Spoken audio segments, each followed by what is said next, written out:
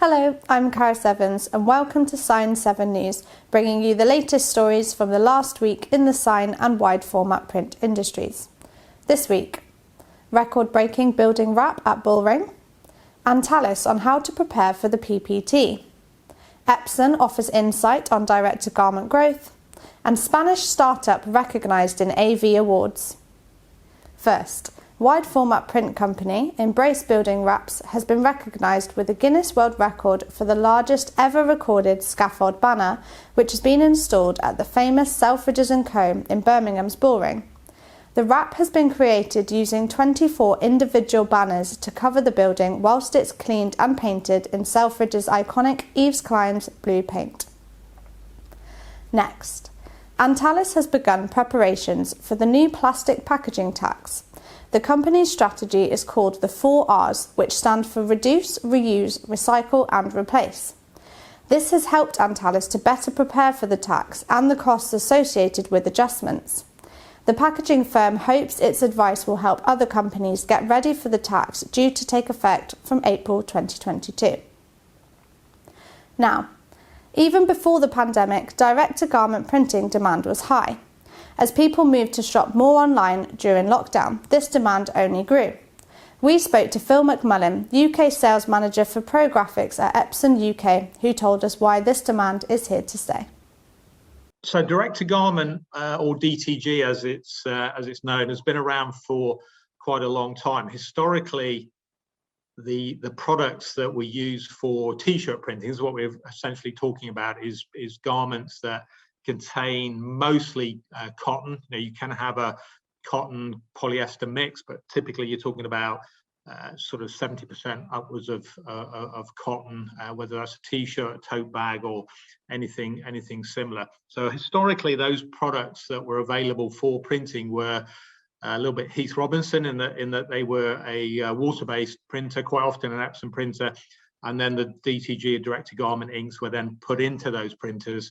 And as you can imagine, that was a little bit unreliable in terms of the performance, often quite expensive and often very messy. So Epson launched we launched our own product 6 years ago, which is a design from the ground up, using all Epson components, print head that was specifically designed by us to work effectively with the direct-to-garment ink. So that's what you've got now, is a complete solution that is very much green. Push the green print button and load up your t-shirt, and out comes a really high quality print. Whether that's a one-off or you're going to do a run of 10 or 100, the quality is always going to be very consistent. Before the lockdown in March 2020, there was already a big trend towards personalization and customization in the print business generally, and that was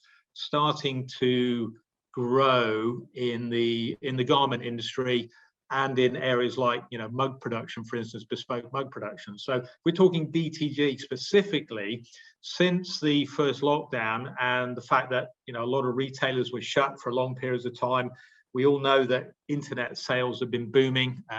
The likes of Amazon have gone from strength to strength, but we've also seen a lot of smaller businesses really ramp up their internet activity and seen really healthy trading via internet portals. And a lot of garment companies have used this to their advantage. Digital technology enables you to print one garment very cost effectively, or a run of garments very cost effectively. There's no kind of limit to what you can produce. So this trend for customization and personalization has accelerated massively because of this digital technology, because of the internet taking over in a lot of sales. Historically, the textile industry, the fashion industry, hasn't been very good at looking after the environment.